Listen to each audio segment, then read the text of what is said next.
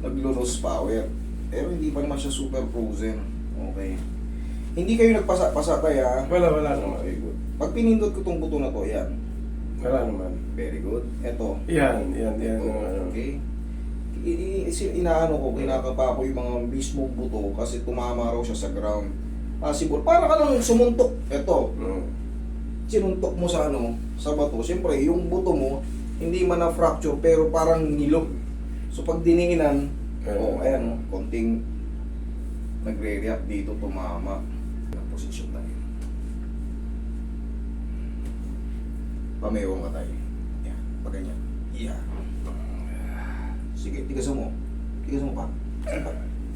Thank you. Okay, pahinga. Okay. Saglit lang naman yun, para ka lang tinulat. Okay, palis na.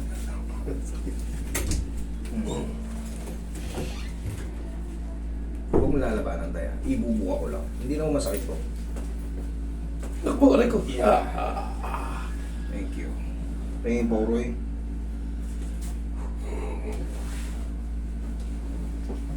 Tapos naman na tayo. Ano na lang to, haplos na lang pagmamahal. Tapos pipindutin ko ulit yung portion na masakit kanina.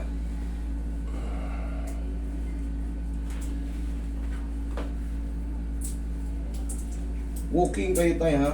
Yung mga numb na yan, kailangan lang yan ng papawis. Tapos more on water. Bawas muna tayo sa mga kanin, matatabang pagkain, prutas puro tayo. Dagdag tayo ng prutas. Ngayon, tag-kahit ito ngayon tagmangga.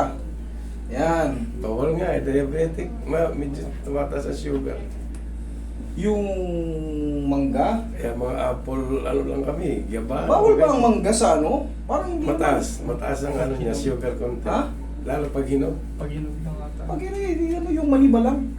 Oh, May yun, mga pwede. kay ito, mataas ba ang yan? Oo. Hindi ko pero Lalo pag hinog, yan.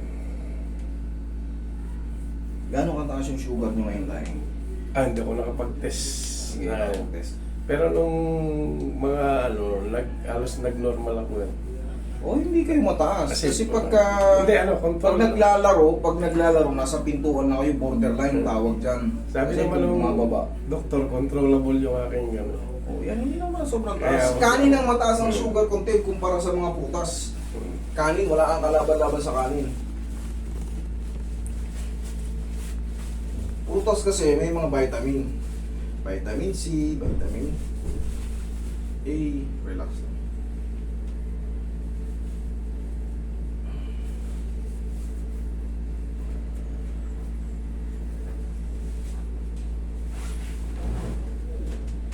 Relax lang po. Tay, iaano rin natin to, iaalay natin to, tay ha. Higa kang patagilid tayo. Wala na ba na? Tigas. Wait lang, straight tayo. Yeah. Hindi kasi pwede sobrang tigas yan. Okay, lambot lang ha. Okay, kabilang side. Relax lang po ha. One more. Okay tayo, tapa. Ano ko lang. Ayun, sapa. Umenda. Relax lang po.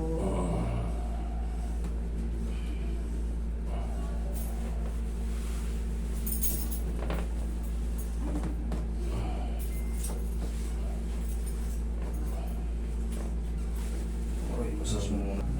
Relax lang tayo ha. Mas inhale. Exhale. Thank you. Apat. Saan na yun? Yan, konti na lang dito. Konti na lang. Okay, thank you Lord.